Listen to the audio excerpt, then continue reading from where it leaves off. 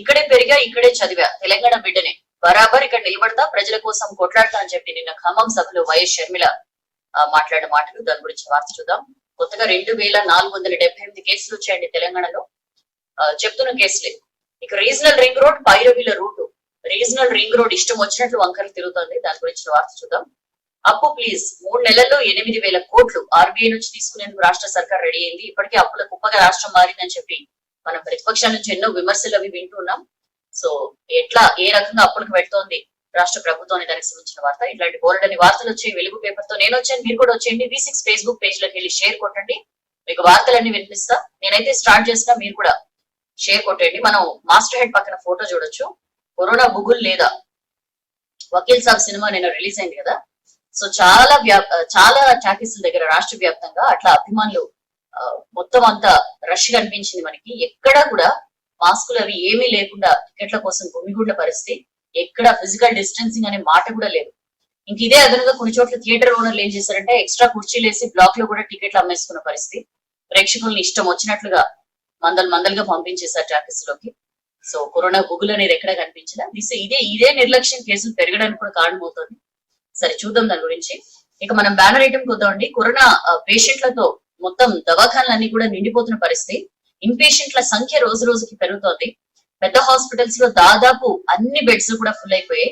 10 రోజుల కిందటి నుంచే కార్పొరేట్ హాస్పిటల్స్ కిక్కిరిసిపోతుంటే ఇప్పుడు గవర్నమెంట్ హాస్పిటల్స్ లో కూడా బెడ్లు దొరకని పరిస్థితి నెలకొంటోంది గ్రాడ్యువల్ గా. గాంధీ హాస్పిటల్లో 300 ఉన్నాయి ఐసీయూ బెడ్స్.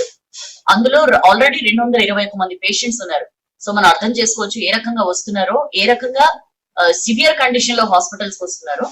శుక్రవారం ఒక్కరోజే సుమారు 74 మంది అడ్మిట్ అయ్యారట. ఇంకొక 200 బెడ్లను కూడా కరోనా పేషెంట్స్ కోసం కేటాయించాలని చెప్పి ఆఫీసర్స్ నిర్ణయించిన పరిస్థితి. నిజామాబాద్ జనరల్ హాస్పిటల్లో కూడా ఐసీయూ పూర్తిగా నిండిపోయింది పేషెంట్స్ తో. కరోనా పేషెంట్ల కోసం కేటాయించిన 200 బెడ్లు నిండడంతో అదనంగా ఇంకొక 50 బెడ్స్ అక్కడ ఏర్పాటు చేస్తే అవి కూడా గురు శుక్రవారాల్లో ఫుల్ అయిపోయాయి. ఏ రకంగా డిమాండ్ ఉందో చూడొచ్చు. ఇంకా పేషెంట్లను అడ్మిట్ చేసుకునే పరిస్థితి లేదని చెప్పి అక్కడ చెప్తున్న పరిస్థితి డాక్టర్లు.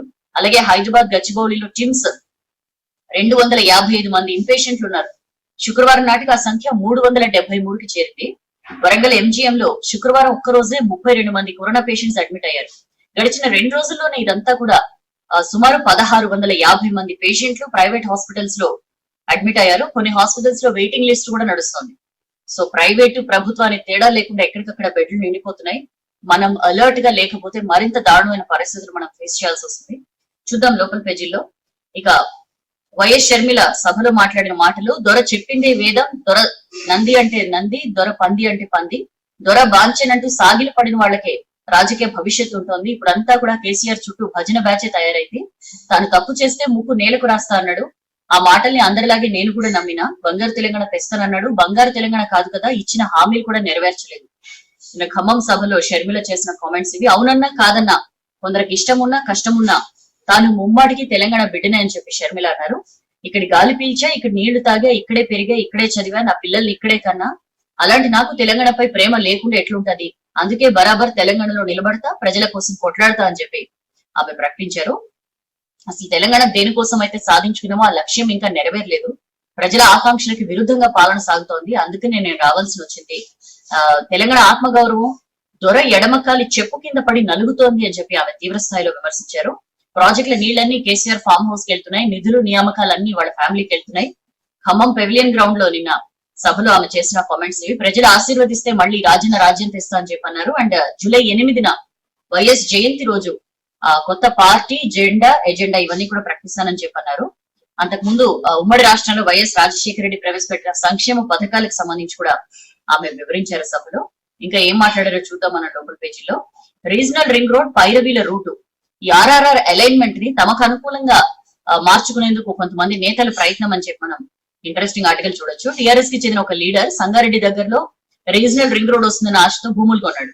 కానీ ఇప్పుడు ఆ భూమికి దగ్గరగా ఆర్ఆర్ఆర్ ప్రపోజల్ లేదని చెప్పి తెలిసి లబోదిబో అంటున్నాడు. భూములు అమ్మితే తనకు కనీసం పెట్టుబడి పైసలు కూడా వచ్చేలా లేవు.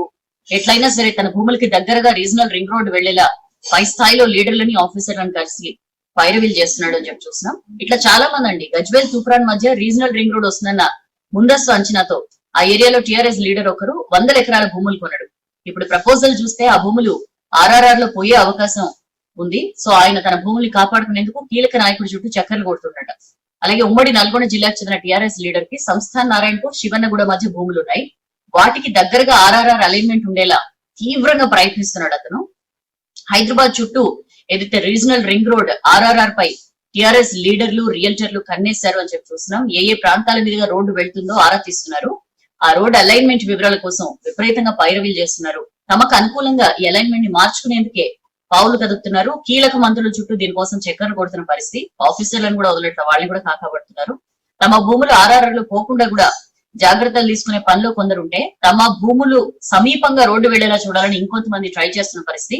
ఇంకొంతమంది ఏమో రూట్ మ్యాప్ చెప్పాలి, దానికి అకార్డింగ్ గా భూములు కొనుక్కుంటామని చెప్పి కూడా అడుగుతున్న పరిస్థితి. సో మనం అర్థం చేసుకోవచ్చు, అది యాక్చువల్లీ వృత్తాకారంలో ఉండేటిది ఇప్పుడు డైమండ్ షేప్ లోకి మారుతుందట ఇన్ని రకాల అలైన్మెంట్ చేంజెస్ తో. సో దాని గురించి చూద్దాం మనం లోకల్ పేజీలో. అప్పు ప్లీజ్, ఆర్థిక సంవత్సరం ఇట్లా మొదలైందో లేదో అప్పుడే అప్పుల కోసం రాష్ట్ర ప్రభుత్వం రెడీ అయిపోయింది. ఈ నెలలో 2,000 కోట్లు అప్పుగా తీసుకోవాలని చెప్పి డెసిషన్ తీసుకుంది. ఇందులో 15న 1000 కోట్లు, 27న 1000 కోట్లు తీసుకోబోతోంది. ఆర్బీఐ ప్రతి నెల ఏదైతే వేలంపాట నిర్వహిస్తుందో అందులో బాండ్ల అమ్మకానికి అప్లై చేసుకుంది రాష్ట్ర ప్రభుత్వం. ఫస్ట్ క్వార్టర్ లోనే అంటే మొదటి త్రైమాసికంలో అంటే జూన్ లోపు మొత్తం 8,000 కోట్లు అప్పు చేసేందుకు ఆర్బీఐ పర్మిషన్ ఇచ్చింది. ఏప్రిల్లో 2,000 కోట్లు, మేలో 3,000 కోట్లు, జూన్ లో 3,000 కోట్ల చొప్పున ఆర్బీఐ నుంచి రాష్ట్ర ప్రభుత్వం తీసుకోబోతోంది అప్పుగా. ఈ ఆర్థిక సంవత్సరంలో సుమారు 47,500 కోట్లు అప్పు చేయాలని చెప్పి ప్రభుత్వం డెసిషన్ తీసుకుంది. ఏప్రిల్ నుంచి ప్రభుత్వ ఉద్యోగుల జీతాలు పెంపు ఉంటుంది కాబట్టి అదొక 1000 కోట్లు భారం పడుతుంది. గత 6 ఏళ్లుగా చేసిన అప్పులకు సంబంధించి ఇన్స్టాల్మెంట్స్ కిస్తీలు అవి కట్టాలి కాబట్టి ఆ భారం కూడా పెరిగింది. నిరుడు ప్రతి నెల కిస్తీల భారం 1,300 కోట్లు ఉండేది. ఈ ఫినాన్షియల్ ఇయర్ లో ఆ భారం 2,000 కోట్లకి పెరిగింది అని చెప్పి అధికారులు చెప్తున్నారు. వీటి కోసం మళ్ళీ అప్పులు తప్పేలా లేవని చెప్పి కూడా అంటున్న పరిస్థితి. ఇప్పటికే 4 లక్షల కోట్లు అప్పు చేశారండి రాష్ట్ర ఏర్పాటు నుంచి ఇప్పటిదాకా. ఇందులో ప్రభుత్వం నేరుగా తీసుకున్న అప్పు 2.5 లక్షల కోట్లు ఉంటుంది. మిగతా అప్పేమో వివిధ కార్పొరేషన్స్ కింద తీసుకున్న పరిస్థితి. ఏటేటా అప్పులు భారీగా తీసుకోవడం, తర్వాత వాటిని తిరిగి కట్టేందుకు వడ్డీలకే ఎక్కువ మొత్తంలో రాష్ట్ర సర్కార్ ఖర్చు పెడుతున్న పరిస్థితి. 2021 బడ్జెట్ లో 17.69% నిధుల్ని కిస్తీల చెల్లింపులకి కేటాయించిన పరిస్థితి. సో దాని గురించిన వార్త. ఇక నెక్స్ట్ పేజ్ వద్దాం. నెక్స్ట్ పేజ్ వస్తే బెడ్లు సాల్తలే. మనం ఫస్ట్ పేజ్ కంటిన్యూషన్ ఆర్టికల్ చూద్దాం. సో కరోనా కేసులు పెరిగినట్లే సివియర్ పేషెంట్ల సంఖ్య కూడా పెరుగుతోంది. అదే ఇక్కడ వరింగ్ ఫ్యాక్టర్. ప్రభుత్వ లెక్కల ప్రకారమే ప్రస్తుతం 1,522 మంది వెంటిలేటర్స్ పై 2,857 మంది ఆక్సిజన్ పై ఉన్నారు. ఇంకా వాస్తవ లెక్క ఇంతకంటే చాలా ఎక్కువ ఉంటుందని చెప్పి స్వయంగా డాక్టర్స్ చెప్తున్న పరిస్థితి. సివియర్ పేషెంట్స్ పెరుగుతుండడంతో రెమ్డెసివిర్ డ్రగ్ కి కూడా బాగా డిమాండ్ పెరిగిందండి. చాలా చోట్ల ఈ ఇంజెక్షన్ దొరకని పరిస్థితి కూడా ఉంది. సిప్లా, మైలాన్, రెడ్డీస్ వంటి ఫార్మా కంపెనీలు మన దగ్గర ఈ డ్రగ్ ను ఉత్పత్తి చేస్తున్నాయి. మైలాన్ తప్ప మిగతా ల్యాబ్స్ లో ఉత్పత్తి తక్కువ ఉన్నట్లుగా ఆఫీసర్స్ చెప్తున్నారు. ఎందుకంటే రా మెటీరియల్ కొరతతో ఈ ప్రాబ్లం వచ్చిందట. ఈ ఇంజెక్షన్స్ కి ప్రభుత్వ దవాఖాన్ల కోసం 2 లక్షల రెమ్డెసివిర్ ఇంజెక్షన్స్ కి టిఎస్ఎంఎస్ ఐడిసి ఆర్డర్ పెట్టింది. ఒక్కో ఇంజెక్షన్ కి 884కి మైలాన్ కంపెనీ సప్లై చేస్తోంది జిఎస్టీతో కలిపి. బట్ హాస్పిటల్లో 3,000 వరకు ఛార్జ్ చేస్తున్నారు. మరి దీనికి ఎక్కడ అడ్డుకట్టలేదు. డాక్టర్లు, స్టాఫ్ పై విపరీతమైన ప్రెషర్ పెరుగుతోంది. ఎందుకంటే కరోనా పేషెంట్ల సంఖ్య పెరుగుతున్న కొద్దీ. ఎందుకంటే పిహెచ్సిల నుంచి టీచింగ్ హాస్పిటల్స్ దాకా ఇదే పరిస్థితి అండి. వ్యాక్సినేషన్ టెస్ట్లు, out patient service, non Covid IP, Covid IP మొత్తం అన్ని రకాల సర్వీసెస్ తో అసలు ఏమాత్రం తీరిక లేకుండా పనిచేయాల్సి వస్తుంది. ఇందుకోసం ప్రైవేట్ హాస్పిటల్లో టెంపరీ సిబ్బందిని నియమించుకుంటున్నారు. ప్రభుత్వ దవాఖానలో స్టాఫ్ ని పెంచాలని చెప్పి హెల్త్ ఆఫీసర్లు, సూపరింటెండెంట్ కి ప్రభుత్వానికి వీళ్ళు విజ్ఞప్తి చేస్తున్నారు. బట్ ప్రస్తుతం మా దగ్గర 380 మంది పేషెంట్లు ఉన్నారు. ఉన్న స్టాఫ్ తో ఈ పేషెంట్లను మేనేజ్ చేయడానికి సరిపోతారు. పేషెంట్ల సంఖ్య పెరిగే ఛాన్స్ ఉంది. అందుకు స్టాఫ్ ని కూడా పెంచాలని గవర్నమెంట్ కి లెటర్ రాశామని చెప్పి టిమ్స్ సూపరింటెండెంట్ చెప్తున్నారు. అలాగే నిజామాబాద్ లో కూడా, నిజామాబాద్ జీజీహెచ్ లో 4th క్లాస్ ఎంప్లాయీ షార్టేజ్ ఉంది. కొత్తగా రిక్రూట్ చేసుకోవాల్సిన అవసరం ఉందని చెప్పి అక్కడి సూపరింటెండెంట్ డాక్టర్ ప్రతిమ కూడా అన్నారు. ఇట్లా మరికొన్ని చోట్ల టెంపరీ స్టాఫ్ నియామకానికి నోటిఫికేషన్స్ కూడా ఇచ్చిన పరిస్థితి. 5 చోట్ల ఆక్సిజన్ జనరేషన్ యూనిట్లు అంటే కరోనా ఐపీ పెరుగుతుండడంతో ఈ ఆక్సిజన్ వాడకం బాగా పెరిగింది. దేశవ్యాప్తంగా కూడా ఇదే ట్రెండ్ ఉంది. సో ఆక్సిజన్ కొరత ఏర్పడొచ్చు అని చెప్పి కేంద్రం అంచనా వేసి బయటి గాలిని తీసుకుని ఆక్సిజన్ ఉత్పత్తి చేసే ప్లాంట్స్ ని హాస్పిటల్స్ లోనే ఏర్పాటు చేసుకోవాలని చెప్పి రాష్ట్రాలకు సూచించిందండి. సో ఇట్లా ఆక్సిజన్ జనరేట్ చేసే 5 మెషిన్స్ ని మన రాష్ట్రానికి పంపించింది. వీటిని హైదరాబాద్ లోని గాంధీ, టిమ్స్ హాస్పిటల్స్ తో పాటు భద్రాచలం, అలాగే ఖమ్మం, కరీంనగర్ జిల్లా హాస్పిటల్స్ లో ఏర్పాటు చేయాలని చెప్పి కూడా హెల్త్ డిపార్ట్మెంట్ డెసిషన్ తీసుకుంది. ఇవాళ ప్రైవేట్ హాస్పిటల్స్ తో మేనేజ్మెంట్స్ తో ఈటెల భేటీ కాబోతున్నారు. బాగా ప్రభుత్వ దవాఖానలపై ప్రెషర్ పెరుగుతుండడంతో ఇవాళ ప్రైవేట్ హాస్పిటల్స్ మీద దృష్టి పెట్టింది హెల్త్ డిపార్ట్మెంట్. ఈ హాస్పిటల్స్ కి మెడిసిన్ అలాగే పీపీఈ కిట్లు ఇచ్చి అక్కడ కూడా ఫ్రీగా ట్రీట్మెంట్ అందించేలాగా ఆలోచన చేస్తోంది. దీని మీద చర్చించడానికి మంత్రి ఈటెల సమావేశం కాబోతున్నారు. అయితే కరోనా పేషెంట్లని దోచుకుంటున్న హాస్పిటళ్లు, చిన్న మధ్యస్థాయి ప్రైవేట్ హాస్పిటల్స్ తో మంత్రి మరో సమావేశం నిర్వహించబోతున్నట్లుగా కూడా మంత్రి ఆఫీస్ చెప్తోంది. సో చూద్దాం ఎంతవరకు ప్రైవేట్ హాస్పిటల్స్ లో ఫ్రీ చికిత్సకి వాళ్ళు ఒప్పుకుంటారో. ఇక రీజనల్ రింగ్ రోడ్ పైరవీల రూట్. సో మనం ఫస్ట్ పేజ్ కంటిన్యూషన్ చూడొచ్చు. ఈ మధ్య కేంద్ర ప్రభుత్వం ఈ రీజనల్ రింగ్ రోడ్ కి గ్రీన్ సిగ్నల్ ఇచ్చింది. త్వరలోనే రోడ్ అలైన్మెంట్ ని రాష్ట్ర ప్రభుత్వం ఫైనల్ చేసే కేంద్రానికి పంపనుంది. సో ఈ విషయం గ్రహించిన టీఆర్ఎస్ లోని రియల్టర్లు కానీ లేకపోతే ఇతర రియల్ ఎస్టేట్ సంస్థల అధిపతులు కానీ రోడ్ అలైన్మెంట్ ని తమకు అనుకూలంగా మార్చుకునేందుకు విపరీతంగా పైరవీలకు పాల్పడుతున్న పరిస్థితి. మెజారిటీ టీఆర్ఎస్ లీడర్లు రియల్ ఎస్టేట్ బిజినెస్ లో పార్ట్నర్స్ గా ఉన్నారు. కొందరు మంత్రులు, కొందరు ఎమ్మెల్యేలు బిజినెస్ ని తమ బంధువుల పేరుతో కొనసాగిస్తుంటే ఇంకొంతమంది ఈ రియల్ ఎస్టేట్ కంపెనీలో స్లీపింగ్ పార్ట్నర్స్ గా ఉన్నట్లు కూడా ప్రచారంలో ఉంది. సో వీళ్ళు తమ బిజినెస్ కి లాభం చేకూర్చేలాగా ఇలాంటి చర్యలకు పాల్పడుతున్నారు. చెప్పాను కదా, కొంతమంది తమ భూములకి దగ్గరగా ఆర్ఆర్ఆర్ వెళ్లేలాగా అలైన్మెంట్ మార్చాలని చెప్పి అంటుంటే ఇంకొంతమంది తమ భూములు ఎక్కడ వాల్యూ పోతాయో అని చెప్పి రకరకాల పైరవీలకు పాల్పడుతున్నారు. గతంలో ఫైనల్ చేసిన రింగ్ రోడ్ వృత్తాకారంలో ఉండేది. బట్ ప్రస్తుత ప్రపోజల్ చూస్తుంటే డైమండ్ ఆకారంలోకి మారేలా కనిపిస్తోందని చెప్పి అధికారులే అంటున్న పరిస్థితి.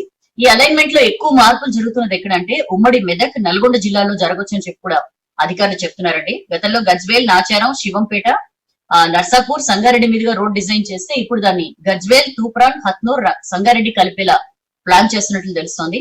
విపరీతంగా ఈ ఏరియాస్ లో భూములు కొన్నారు టీఆర్ఎస్ లీడర్లు.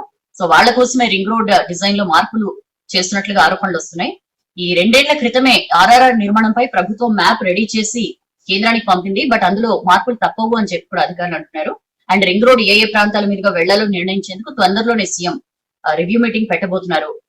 347 కిలోమీటర్ల పొడవు, 100 మీటర్ల వెడల్పు, 6 లైన్లతో రీజనల్ రింగ్ రోడ్ ని నిర్మించబోతున్నారు. ఇందుకోసం 16,500 కోట్లు ఖర్చు కాబోతోందండి. సంగారెడ్డి, మెదక్, సిద్దిపేట, భువనగిరి, నల్గొండ, రంగారెడ్డి, వికారాబాద్, మహబూబ్ నగర్ జిల్లాల మీదుగా ఈ రీజనల్ రింగ్ రోడ్ వెళ్లబోతోంది. ఇది పూర్తయితే హైదరాబాద్ రాకుండానే బెంగళూరు, వారణాసి, విజయవాడ, ముంబై హైవేలకు లింక్ ఏర్పడుతుంది. భవిష్యత్తులో ఇది 8 లైన్ల రోడ్ల నిర్మాణం జరిగేలా కూడా భూసేకరణ చేపట్టబోతున్నారు. సో ఇంత స్థాయిలో ఉంది కాబట్టి దీనికి పైరవీల రూట్ ఎంచుకున్నారు టీఆర్ఎస్ లీడర్లు అని చెప్పి మనం చూస్తున్నాం. రాష్ట్రంలో కొత్తగా 2,478 కరోనా కేసులు వచ్చినట్లుగా హెల్త్ బులెటిన్ లో చెప్పారండి. 1,00,000కి పైగా టెస్టులు చేసినట్లు చెప్తున్నారు. గ్రేటర్ హైదరాబాద్ లో 402, జగిత్యాల్లో 105, మేడ్చల్, మల్కాజ్గిరిలో 208 ఇట్లా కేసులు వచ్చినట్లు చెప్తున్నారు. అయితే తప్పుడు లెక్కలతో బులెటిన్ వస్తున్నట్లుగా కూడా విమర్శలు వస్తున్నాయండి. హెల్త్ డిపార్ట్మెంట్ ఇచ్చే కేసుల సంఖ్య, మరణాల సంఖ్య వాస్తవానికి చాలా దూరంగా ఉంటుందని చెప్పి కూడా చెప్తున్నారు. ఎన్ని విమర్శలు వచ్చినా సరే ప్రజలకి తప్పుడు లెక్కలు ఇవ్వడానికే హెల్త్ డిపార్ట్మెంట్ మొగ్గు చూపుతోంది. కామారెడ్డి జిల్లాలో గురువారం ఒక్కరోజే 303 కేసులు వస్తే బులెటిన్ లో 98 కేసులను చూపించారు. ఇట్లా ప్రతి జిల్లాలో 200-300 దాచేస్తున్నారు. హైదరాబాద్ లో అయితే జిహెచ్ఎంసీ పరిధిలో అయితే పెద్ద ఎత్తున కేసులు దాస్తున్నారన్న ఆరోపణలు కూడా ఉన్నాయి. తక్కువ చూపడానికి సర్కారు సూచనలే కారణం అని చెప్పి health officer of the record చెప్పారంటే మనం అర్థం చేసుకోవచ్చు. బులెటిన్ లో తక్కువ కేసులు చూపెట్టినా వాస్తవం ప్రజలకి తెలిసేలా స్టేట్మెంట్లు ఇస్తున్నామని చెప్పి కూడా అంటున్నారు. ప్రతిరోజు 8,000కి పైగా కేసులు, 20కి పైగా మరణాలు నమోదవుతున్నాయని చెప్పి కూడా అధికారులు చెప్తున్న పరిస్థితి. దాని గురించిన వార్త. శ్రీశైలం నుంచి ఏపీ నీటి తరలింపు ఆపాలి. సో కృష్ణా బోర్డు 3-మెన్ కమిటీ మీటింగ్ ఏం తేలకుండానే మళ్ళీ వాయిదా పడిందండి. Krishna river management board member secretary Raipure Delhi నుంచి వెబినార్ ప్రారంభించారు. హైదరాబాద్ నుంచి ఈఎన్సీ మురళీధర్, విజయవాడ నుంచి ఏపీ ఈఎన్సీ నారాయణ రెడ్డి ఇందులో పార్టిసిపేట్ చేశారు. మెంబర్ సెక్రటరీ మాట్లాడుతూ కరోనా వల్ల ప్రత్యక్షంగా 3-మెన్ కమిటీ నిర్వహించలేకపోతున్నామని చెప్పన్నారు. ఈ ఫ్లడ్ సీజన్ ముగియడానికి ఇంకొక 50 డేసే ఉంది కాబట్టి వాటర్ అకౌంట్ తో పాటు ఇతర అంశాలపై చర్చించాలని చెప్పి సూచించారు. ఈ శ్రీశైలంలో పవర్ జనరేషన్ పై ఏపీ ఈఎన్సీ ప్రస్తావిస్తే తెలంగాణ ఈఎన్సీ దాన్ని తోసిపుచ్చారండి. శ్రీశైలం రిజర్వాయర్ లో నీటి మట్టం 809 అడుగులకి పడిపోయింది. ఇంకనైనా ఏపీ నీటి తరలింపును ఆపాలి అని చెప్పి అన్నారు. అండ్ ఈ ఫ్లడ్ ఇయర్ లో ఏపీ అవసరాలకు మించి నీటిని వాడుకుంది. కానీ ఈ క్యారీ ఓవర్ సహా ఇంకా చాలా అంశాలపై చర్చించాలి. ఇవి వెబినార్ లో చర్చించే అంశాలు కాదు. ఉగాది తర్వాత డైరెక్ట్ మీటింగ్ పెట్టండి, అప్పుడు మాట్లాడదాం అని చెప్పి కూడా సూచించారు. దాని గురించిన వార్త. సారు మాకేది సాయం. రాష్ట్రంలో ప్రైవేట్ స్కూల్ టీచర్లకి నెలకి 2,000 సాయం ఇస్తాము, 25 కేజీల బియ్యం ఇస్తామని చెప్పి సీఎం కేసీఆర్ ప్రకటించారు కదా. దీనికి సంబంధించి private inter, degree, PG, engineering, professional కాలేజీలో పనిచేస్తున్న లెక్చరర్లు మమ్మల్ని ఎందుకు మర్చిపోయింది ప్రభుత్వం అని చెప్పి క్వశ్చన్ చేస్తున్నారు. కరోనా ఎఫెక్ట్ తో ప్రైవేట్ కాలేజీలు కూడా మూతపడ్డాయి, మాకు కూడా మేనేజ్మెంట్ జీతాలు ఇవ్వడం లేదు అని చెప్పి ప్రైవేట్ కాలేజీల లెక్చరర్లు ఆవేదన చెందుతున్న పరిస్థితి. గవర్నమెంట్ స్కూళ్లలో పనిచేసే విద్యా వాలంటీర్లు, పార్ట్ టైం ఇన్స్ట్రక్టర్లు, కాలేజీలో పనిచేసే గెస్ట్ లెక్చరర్లు వీళ్ళందరికీ కూడా ఈ అకాడమిక్ ఇయర్ లో ప్రభుత్వం వీళ్ళని రెన్యువల్ చేయలేదు. Excuse me. సో జీతాలు లేక మమ్మల్ని అందరినీ జీతాలు లేక మేమందరం ఇబ్బంది పడుతున్న పరిస్థితి. టీచర్లకు పైసలు ఇస్తుండ్రు, మాకు ఇవ్వరా అని చెప్పి వీళ్ళు క్వశ్చన్ చేస్తున్నారు. ఏడాదిగా జీతాలు లేవు. ప్రైవేట్ సెక్టర్ లో ఒక్కరిని కూడా ఉద్యోగంలో నుంచి తీసేయొద్దు, అందరికీ జీతాలు ఇవ్వాలని చెప్పి లాక్డౌన్ విధించిన కొత్తలో చెప్పింది ప్రభుత్వం. బట్ ఎక్కడా కూడా దాన్ని అమలు చేయలేదు ఆ ఇన్స్ట్రక్షన్ అని చెప్పి మనం ఈ ఆర్టికల్ చూస్తున్నాం. విద్యాశాఖలో పనిచేసే అవర్లీ బేస్డ్ కానీ, గెస్ట్ లెక్చర్స్ కానీ, గెస్ట్ టీచర్లు, లెక్చరర్లు వీళ్ళెవరిని కూడా మొత్తం 40,000 మందిని రెన్యువల్ చేయకుండానే రోడ్డున పడేసింది. నెలకి వీళ్ళు 18,000 నుంచి 21,000 జీతం అందేది. ఇప్పుడు ₹1 కూడా లేకపోవడంతో వీళ్ళందరూ చాలా దారుణమైన పరిస్థితులు ఎదుర్కొంటున్నారు. ఎయిడెడ్ స్కూల్స్ లో మిడ్ డే మీల్స్ వండి పెట్టేందుకు 55,000 మంది వర్కర్స్ పనిచేస్తున్నారు. వీళ్ళకి నెలకి కేవలం ₹1,000 గౌరవ వేతనం అందేది. బడులన్నీ మూసారు కాబట్టి ఆ ₹1,000 కూడా అందట్లేదు. సో కూలి పనులకు వెళ్తున్నారు. గవర్నమెంట్ స్కూళ్లలో పనిచేసే మరో 28,200 మంది స్కావెంజర్స్ ని తప్పకమని ప్రభుత్వం తీసేసింది. వాళ్ళు కూడా చాలా ఇబ్బందులు పడుతున్నారు. రోడ్డున పడ్డామని చెప్పి గౌరిపల్లికి చెందిన మంగ అనే విద్యా వాలంటీర్ చెప్తున్నారు. 10 ఏళ్లుగా ప్రభుత్వ పాఠశాలలో పనిచేస్తున్న మమ్మల్ని రోడ్డున పడేశారు. కరోనా పేరుతో మమ్మల్ని అసలు జాబ్ రెన్యువల్ చేయలేదు. ఆర్థిక సాయం మాకు వర్తింప చేయకపోతే చాలా ఇబ్బందిగా ఉంది అని చెప్పి అంటున్నారు. ప్రైవేట్ లెక్చరర్స్ ని ఆదుకోవాలి అని చెప్పి KG to PG JAC convener Gauri Satish అంటున్నారు. ప్రభుత్వం ప్రైవేట్ జూనియర్ డిగ్రీ పీజీ కాలేజీల్లో పనిచేస్తున్న లెక్చరర్స్ ని కూడా ఆదుకోవాలి. వాళ్ళకి నెలకి ₹5,000 అండ్ 50 కిలోల బియ్యం ఇవ్వాలి. చాలా మంది లెక్చరర్లు ఉపాధి హామీ పనులకు వెళ్తున్నారు, కూలికి వెళ్తున్నారు. వీళ్ళని ఆదుకోవాలని చెప్పి ఆయన డిమాండ్ చేస్తున్నారు. దాని గురించిన వార్త. అండ్ ప్రైవేట్ టీచర్ల అకౌంట్ లోకే పైసలు. సో ప్రైవేట్ స్కూల్స్ టీచర్స్ కి ఏదైతే సాయం ప్రకటించారో సీఎం కేసీఆర్, అది ఎట్లా ఉంటుంది అనే దానికి సంబంధించిన గైడ్ లైన్స్ నిర్ణయించింది. ఈ సిబ్బందికి అందజేసే 2,000 సాయాన్ని నేరుగా వారి ఖాతాల్లోనే వేస్తారట. అండ్ రేషన్ షాపుల ద్వారా 25 కిలోల బియ్యం పంపిణీ చేస్తామని చెప్పి కూడా నిన్న మంత్రులు చెప్పారు. అప్లికేషన్స్ ని టీచర్ల ద్వారా కాకుండా ప్రైవేట్ స్కూల్ మేనేజ్మెంట్స్ ఏవైతే ఉంటాయో వాళ్ళ ద్వారా తీసుకుంటారట. సో ఇవాళ నుంచి ఆన్లైన్ లో అప్లికేషన్ ప్రాసెస్ కూడా స్టార్ట్ కాబోతోంది.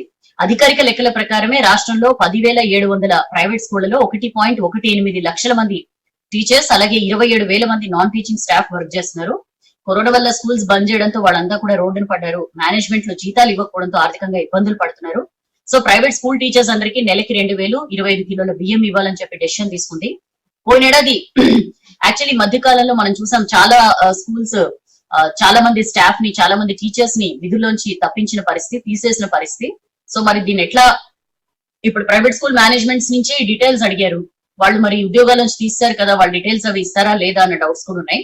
సో అధికారులు ఏం చెప్పారంటే, ఈ మధ్య కాలంలో మేనేజ్మెంట్లు తీస్తారు కాబట్టి పోయినేడాది జనవరి నుంచి మార్చి వరకు, లాస్ట్ ఇయర్ జాన్ నుంచి మార్చి వరకు, అంటే లాక్డౌన్ విధించే వరకు ఎవరైతే పనిచేశారో ఆ స్టాఫ్ వివరాలన్నీ కూడా ఇవ్వాలి, వాళ్ళందరికీ కూడా సాయం అందిస్తామని చెప్పి డెసిషన్ తీసుకున్నారు. ఒక్కో టీచర్ అప్లై చేసుకోవడం ద్వారా ఇబ్బందులు వస్తాయి కాబట్టి స్కూల్ ప్రిన్సిపల్స్, మేనేజ్మెంట్ సర్టిఫై చేసి అప్లై చేయాలని చెప్పి కూడా అన్నారు. ఏవైనా తప్పుడు వివరాలు అందజేస్తే మేనేజ్మెంట్ లకే బాధ్యత. ఒకవేళ ఎవరైనా ప్రైవేట్ టీచర్ వివరాలు, ప్రైవేట్ టీచర్ నేమ్ లేదు అనుకుంటే వాళ్ళు ఇండివిజువల్ గా అప్లై చేసుకోవచ్చు. అప్పుడు విచారించి మేము డెసిషన్ తీసుకుంటామని చెప్పి కూడా అంటున్నారు. ఈ నెల 16 నుంచి వెరిఫికేషన్ స్టార్ట్ అవుతుంది. 20 నుంచి 24 వరకు టీచర్ల ఖాతాలో 2,000 వేస్తామని చెప్పన్నారు. 21 నుంచి 25 వరకు 25 కిలోల బియ్యం కూడా అందిస్తామని చెప్పన్నారు. అండ్ బడులు ప్రారంభమయ్యేదాకా ప్రైవేట్ టీచర్లకి సాయం అందుతుంది అని చెప్పి మంత్రులు సవిత అండ్ గంగుల కమలాకర్ క్లారిటీ ఇచ్చారండి. బడులు ఎప్పుడైతే స్టార్ట్ అవుతాయో అప్పటి వరకు కూడా ఈ సాయం కంటిన్యూస్ గా ఇస్తామని చెప్పన్నారు. నిన్న హైదరాబాద్ బీఆర్కే భవన్ నుంచి జిల్లా కలెక్టర్లతో వీడియో కాన్ఫరెన్స్ ద్వారా వీళ్ళు మాట్లాడారు. అర్హులైన టీచర్లు, సిబ్బందిని కలెక్టర్లు గుర్తించాలి అని చెప్పి కూడా అన్నారు. ప్రైవేట్ టీచర్లకి నెల ఇట్లా ఇచ్చేందుకు 29 కోట్లు, 25 కిలోల చొప్పున బియ్యం ఇచ్చేందుకు 13.57 కోట్లు ఖర్చు అవుతుందని చెప్పన్నారు. సో దీనికి సంబంధించిన వార్త. కృష్ణా బోర్డు పరిధి ఫైనల్. సో కేంద్ర హోంమంత్రి అమిత్ షాతో KRMB chairman and member secretary భేటీ జరిగింది. కృష్ణా రివర్ మేనేజ్మెంట్ బోర్డు పరిధిని ఫైనల్ చేశారు. దీనికి సంబంధించి త్వరలోనే నోటిఫికేషన్ జారీ చేసేందుకు కూడా కేంద్రం రెడీ అవుతోంది. ఈ పరిధి నోటిఫై చేసిన తర్వాత తెలంగాణ అండ్ ఏపీ రాష్ట్రాల్లోని ప్రాజెక్టులు, లిఫ్ట్లు, హెడ్ రెగ్యులేటర్స్ ఇవన్నీ కూడా బోర్డు పరిధిలోకి రాబోతున్నాయి. ఫస్ట్ కృష్ణా బోర్డు పరిధి నోటిఫై చేసిన తర్వాత గోదావరి బోర్డుకి వెళ్ళొచ్చు అని చెప్పి కూడా తెలుస్తోంది.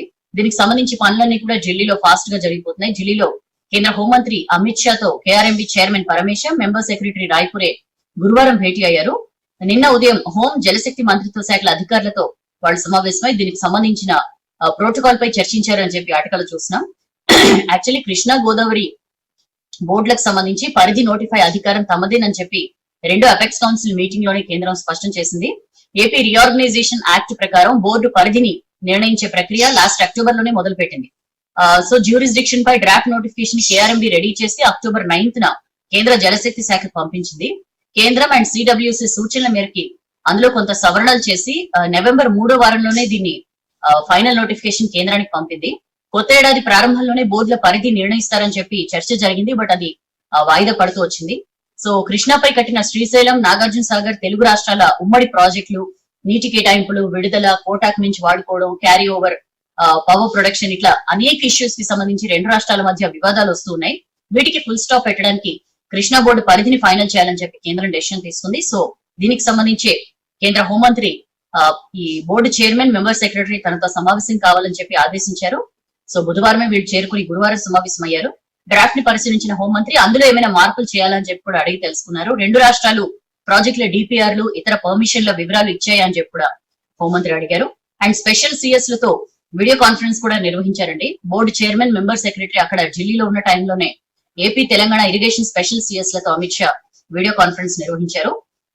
సో రెండు అపెక్స్ కౌన్సిల్ సమావేశంలో తీసుకున్న డెసిషన్ మేరకే ప్రాజెక్టుల డిపిఆర్లు వెంటనే ఇవ్వాలని చెప్పి కూడా ఆదేశించారు. కేంద్రం పరిష్కరించగల అంశాలు ఏమైనా ఉన్నాయా, టెక్నికల్ అంశాలు, వాటిని ట్రైబ్యునల్ పరిధిలో తేల్చాల్సి ఉంటుందా, ఇలాంటి వివరాలన్నీ కూడా తెలుసుకున్నారు. వీలైనంత త్వరగా బోర్డు హెడ్ క్వార్టర్స్ ని కూడా వైజాగ్ కి షిఫ్ట్ చేయాలని చెప్పి ఆయన ఆదేశించారు. దాని గురించిన వార్త. రైళ్లు నడుస్తున్నాయి, తప్పుడు వార్తలు నమ్మొద్దని చెప్పి దక్షిణ మధ్య రైల్వే జనరల్ మేనేజర్ చెప్తున్నారండి. జోన్ పరిధిలో ఏ స్టేషన్ లోనూ పెద్ద ఎత్తున ప్రయాణికులు లేరు, రైళ్లన్నీ కూడా మామూలుగానే నడుస్తున్నాయని చెప్పన్నారు. రకరకాల వార్తలు వస్తున్నాయి, రైళ్లు నడవట్లేదని, అందులో వాస్తవం లేదని చెప్పి ఆయన చెప్పారు. ఇవాళ రేపు వడగండ్ల వానలు పడతాయట వాతావరణ కేంద్రం చెప్పింది. రాష్ట్రంలో కొన్ని చోట్ల నిన్న తేలికపాటి జల్లులు పడ్డాయి. సో ఇవాళ రేపు కొన్ని చోట్ల వడగండ్ల వానలు పడే అవకాశం ఉంది అని చెప్పి కూడా వాతావరణ కేంద్రం చెప్తున్న పరిస్థితి. ఆదిలాబాద్ అర్బన్, మహబూబ్ నగర్ లోని రాజాపూర్లలో 40.1, ఆదిలాబాద్ లోని చాప్రాల, బేలా, వనపర్తిలో 40 డిగ్రీల చొప్పున నిన్న పగటి ఉష్ణోగ్రతలు నమోదయ్యాయి. కొన్ని చోట్ల రాత్రి ఉష్ణోగ్రతలు బాగా తగ్గాయి. దాని గురించిన వార్త. ఇక నెక్స్ట్ పేజ్ వస్తే, సంగమేశ్వరంపై జగన్ తో కేసీఆర్ కుమ్మక్కయ్యారని చెప్పి పిసిసి చీఫ్ ఉత్తమ్ కుమార్ రెడ్డి విమర్శించారు. CM KCR, AP CM Jaganmohan Reddy కుమ్మక్కై సంగమేశ్వరం లిఫ్ట్ కి ఇద్దరు కలిసి ట్రై చేస్తున్నారు అని చెప్పి విమర్శించారు. సీఎం కేసీఆర్ పూర్తిగా జగన్ తో కుమ్మక్కై దక్షిణ తెలంగాణను ఎడారిగా మార్చేందుకు ట్రై చేస్తున్నారు. రాయలసీమకు నీళ్లు తరలిస్తే సాగర్ కి నీళ్లు రావు, సాగర్ ఎడారిగా మారుతుంది. ఇప్పటికే కాళేశ్వరం ప్రాజెక్టు పై 1,00,000 కోట్లకి పైగా ఖర్చు చేశారు. మళ్ళీ 3వ టీఎంసీ అని చెప్పి కొత్త నాటకాన్ని స్టార్ట్ చేశారని చెప్పి మండిపడ్డారు. ఇది గమనించాలి ఓటర్లు, టీఆర్ఎస్ ని ఓడించాలి అని చెప్పి ఆయన పిలుపునిచ్చారు. టీఆర్ఎస్ అక్రమాలతో దుష్ట పాలన సాగుతోంది రాష్ట్రంలో, దీనికి ఫుల్ స్టాప్ పెట్టాల్సిన అవసరం ఉంది అని చెప్పి మాట్లాడారు. కళ్ళు నెత్తికెక్కి మంత్రి మల్లారెడ్డి ఇష్టం వచ్చినట్లు వసూళ్లకు పాల్పడుతున్నారు, దీనికి సమాధానం చెప్పాలి కేసీఆర్ అని చెప్పన్నారు. 4 ఎమ్మెల్యేలు బెంగళూరు డ్రగ్స్ కేసులో ఇరుక్కున్నారు. తెలంగాణ పరువు పోతోంది, నిజంగాన వాళ్ళందరినీ కూడా బహిష్కరించాలి అసెంబ్లీ నుంచి, తెలంగాణ పరువు కాపాడాలి అని చెప్పి కూడా ఆయన అన్నారు. ఇప్పటిదాకా ల్యాండ్, శాండ్, మైన్స్, వైన్స్ ఈ మాఫియాల్లో ఉన్న టీఆర్ఎస్ నేతలు ఉన్నారు. ఇప్పుడు డ్రగ్స్ దందా కూడా టీఆర్ఎస్ నేతలు చేస్తున్నారు అని చెప్పి కూడా ఆరోపించారు. కర్ణాటకలో బీజేపీతో మాట్లాడుకుని కేసులు నీరుగార్చుతున్నారు, దీనికి బండి సంజయ్ ఏం చెప్తారని చెప్పి కూడా క్వశ్చన్ చేశారు. సాగర్ ఉప ఎన్నికల్లో టీఆర్ఎస్ కి లబ్ధి చేకూర్చడానికి బీజేపీ ఒక బలహీనమైన అభ్యర్థిని నిలబెట్టింది అని చెప్పి కూడా ఆయన విమర్శించారు. కేసీఆర్ కి బుద్ధి చెప్పాలి మాజీ ఎంపీ వివేక్ వెంకటస్వామి చేసిన కామెంట్స్ అండి. సారీ, 7 ఏళ్ల నుంచి ఈ డబుల్ బెడ్రూమ్ ఇళ్లు, లేకపోతే దళితులకు 3 ఎకరాల భూమి, ఇట్లాంటి ఎన్నో హామీలు ఏమాత్రం కూడా అమలు చేయకుండా వంచన చేస్తున్నారు సీఎం కేసీఆర్. సీఎం కేసీఆర్ ని నాగార్జున సాగర్ ఎన్నికల్లో టీఆర్ఎస్ కి బుద్ధి చెప్పి సీఎం కేసీఆర్ ని కిందికి దించాలి అని చెప్పి కూడా BJP core committee member Vivek Venkataswamy పిలుపునిచ్చారు. ప్రాజెక్టుల రీడిజైన్ అని చెప్పి 1000 కోట్లు కమిషన్ల రూపంలో దండుకున్నారు కేసీఆర్. ఆ డబ్బులతోనే ఎన్నికల్లో అడ్డదారుల్లో గెలవాలని చెప్పి ట్రై చేస్తున్నారు అని చెప్పి ఆరోపించారు. బీజేపీ అభ్యర్థి రవి నాయక్ ని గెలిపించాలని కోరుతూ నిన్న వివేక్ వెంకటస్వామి నల్గొండ జిల్లా మార్గులపల్లి మండలం మాచినపల్లి, ధర్మాపురం, కన్నికల్, గజలాపురం గ్రామాల్లో ఆయన ప్రచారం చేశారు. సాగర్ బై ఎలక్షన్ లో అధికార పార్టీకి సపోర్ట్ చేసే కుల సంఘాలకి ప్రత్యేక ప్యాకేజ్ ఇస్తూ అప్రజాస్వామిక విధానాల్ని టీఆర్ఎస్ అవలంబిస్తోంది అని చెప్పి ఆయన మండిపడ్డారు. టీఆర్ఎస్ కి ఓటేసుల కంటే ఓటేస్తే కండ్లెదుటి అన్యాయం జరుగుతున్నా ప్రశ్నించే హక్కుని మనం కోల్పోతామని చెప్పి కూడా ఆయన అన్నారు. 1,00,000 కోట్లతో కాళేశ్వరం ప్రాజెక్ట్ కడుతున్న సీఎం కేసీఆర్ నల్గొండ జిల్లాలో సాగునీరు అందించే ఎస్ఎల్బీసీ ప్రాజెక్ట్ ను ఎందుకు కంప్లీట్ చేయలేకపోయారు అని చెప్పి క్వశ్చన్ చేశారు. ఆయుష్మాన్ భారత్ పథకాన్ని అమలు చేసేందుకు 2 లక్షల ఇళ్లు కట్టేందుకు కేంద్రం నిధులు ఇస్తున్నా సరే కేంద్రం నుంచి ఏం రావట్లేదు అని చెప్పి అబద్ధాలు చెప్తున్నారు. అలాగే పల్లెల్లో వైకుంఠ ధామాలు కానీ లేకపోతే రైతు వేదికలు కానీ వీటన్నిటికీ కూడా కేంద్రం నిధులే వాడుతున్నారు అని చెప్పి కూడా ఆయన మాట్లాడారు. ఏపీ కాంట్రాక్టర్లను తరిమి కొట్టాలని చెప్పి ఉద్యమ వేదికలపై సీఎం కేసీఆర్ అప్పట్లో మాట్లాడేటోడు. అధికారం చేపట్టగానే ఏపీ వాళ్ళకే కాంట్రాక్ట్లు ఇస్తున్నారు అని చెప్పి కూడా వాళ్ళందరినీ ధనికులుగా మార్చారు. మేఘా కృష్ణారెడ్డికి ఫోర్బ్స్ జాబితాలో చోటు దక్కిందంటే అదంతా కూడా కేసీఆర్ పుణ్యమే అని చెప్పి కూడా అన్నారు. అబద్ధాల సీఎం ని అడ్రస్ లేకుండా చేయాలని చెప్పి కూడా వివేక్ పిలుపునిచ్చారు. ఈ సాగర్ ఉప ఎన్నికలో మన గిరిజన బిడ్డ డాక్టర్ రవినాయక్ కి ఎమ్మెల్యేగా పోటీ చేసే ఛాన్స్ ఇచ్చింది బీజేపీ. ఆయన్ని అత్యధిక మెజార్టీతో ప్రజలు గెలిపించాలి అని చెప్పి కూడా అన్నారు. సాగర్ ఉప ఎన్నిక నుంచి టీఆర్ఎస్ పతనం ప్రారంభం కావాలి అని చెప్పి కూడా ఆయన పిలుపునిచ్చారు. దాని గురించిన వార్త. ఆర్టీసీ ఉద్యోగుల ఆరోగ్య భద్రత సర్కారు బాధ్యత అని చెప్పి రవాణా శాఖ మంత్రి పువ్వాడ అజయ్ అన్నారు. కాంట్రాక్ట్ ఉద్యోగుల్ని రెగ్యులరైజ్ చేయాలని చెప్పి ఆర్ కృష్ణయ్య డిమాండ్ చేశారండి. దాని గురించిన వార్త. వ్యాక్సిన్లకు కొరత లేదు. సో దేశంలో ఎక్కడా కూడా కరోనా వ్యాక్సిన్ల కొరత లేదని చెప్పి కేంద్ర మంత్రి కిషన్ రెడ్డి అన్నారు. క్రమం తప్పకుండా వ్యాక్సిన్ల ఉత్పత్తి జరుగుతూనే ఉంటుంది అని చెప్పి కూడా ఆయన క్లారిటీ ఇచ్చారు. నిన్న గాంధీ ఆసుపత్రిలో కరోనా వ్యాక్సినేషన్ ఎట్లా జరుగుతోందో ఆయన చూసి పరిశీలించారు. అధికారులను అడిగి అక్కడి పరిస్థితులు కూడా తెలుసుకున్నారు. అక్కడ టీకా వేయించుకుంటున్న లబ్ధిదారులతో కూడా ఆయన ఇంటరాక్ట్ అయ్యారు. తర్వాత మీడియాతో మాట్లాడారు.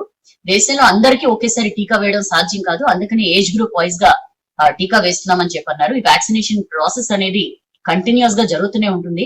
మన దేశంలో తయారైన కోవిషీల్డ్, కోవాక్సిన్ రెండు కూడా చాలా ఎఫిషియెంట్ వ్యాక్సిన్స్. ఎవరు కూడా ఇందులో అనుమానాలు పెట్టుకోవద్దు. ఖచ్చితంగా 45 ఏళ్లు దాటిన ప్రతి ఒక్కరు కూడా వ్యాక్సినేషన్ వేయించుకోవడానికి ముందుకు రావాలి అని చెప్పన్నారు. టీకా తీసుకున్న తర్వాత ఇంకా మాకేం కాదని చెప్పి నిర్లక్ష్యం అస్సలు వద్దు. టీకా తీసుకున్నా సరే ఖచ్చితంగా మాస్కులు, ఫిజికల్ డిస్టెన్సింగ్ పాటించాల్సిందే అని చెప్పి కూడా కిషన్ రెడ్డి అన్నారు. దొరగడీలను బద్దలు కొడతాం. సో నిన్న మల్కాజ్గిరి ఎంపీ రేవంత్ రెడ్డి సాగర్ ఎన్నికల ప్రచారంలో పార్టిసిపేట్ చేశారు. అక్కడ కాంగ్రెస్ క్యాండిడేట్ సిఎల్పి మాజీ నేత జానారెడ్డిని భారీ మెజార్టీతో గెలిపించుకుంటాము అని చెప్పి ఆయన మాట్లాడారు. పెద్దవూర మండలం పర్వేదుల గ్రామంలో జానారెడ్డికి మద్దతుగా ఆయన ప్రచారంలో పాల్గొన్నారు. అమరుల ఆత్మ త్యాగాల పునాదులపైనే సీఎం అయ్యానన్న విషయాన్ని కేసీఆర్ మర్చిపోయారా? నిరుద్యోగ యువత కొట్లాడి తెచ్చుకున్న తెలంగాణలో ఇప్పుడు యువత ఆత్మహత్యలకు పాల్పడడం ఏంటి? ఇంతకంటే దారుణం ఉంటుందా అని చెప్పి ఆయన క్వశ్చన్ చేశారు. ఎవరు మరి దీనికి బాధ్యులు ఎవరు అని చెప్పి కూడా రేవంత్ ఫైర్ అయ్యారు. ఉద్యోగాల భర్తీకి నోటిఫికేషన్స్ ఇవ్వకుండా నిరుద్యోగుల ఆత్మహత్యలు చేసుకునేలాగా వ్యవహరిస్తున్నారు.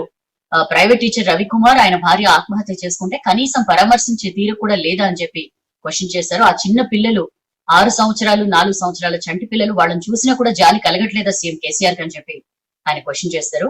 ఆయన ఎన్నికల్లో ఇచ్చిన హామీలన్నింటినీ కూడా తుంగలో తొక్కుతున్నారని చెప్పి అన్నారు. ఉద్యోగం లేక ఆర్థిక ఇబ్బందులతో వాళ్ళు చనిపోయారు. వాళ్ళ పిల్లల్ని కూడా నిన్న పరామర్శించారు రేవంత్ రెడ్డి. ప్రభుత్వమే వారిని ఆదుకోవాలి అని చెప్పి డిమాండ్ చేశారు. ఇద్దరు అకౌంట్స్ లో చెరో 10 లక్షల చొప్పున బ్యాంక్ లో డిపాజిట్ చేయాలని చెప్పి కూడా కేసీఆర్ ని డిమాండ్ చేశారు. దాని గురించిన వార్త. నేషనల్ హైవేలుగా ప్రకటించడంపై బండి సంజయ్ హర్షం వ్యక్తం చేశారండి.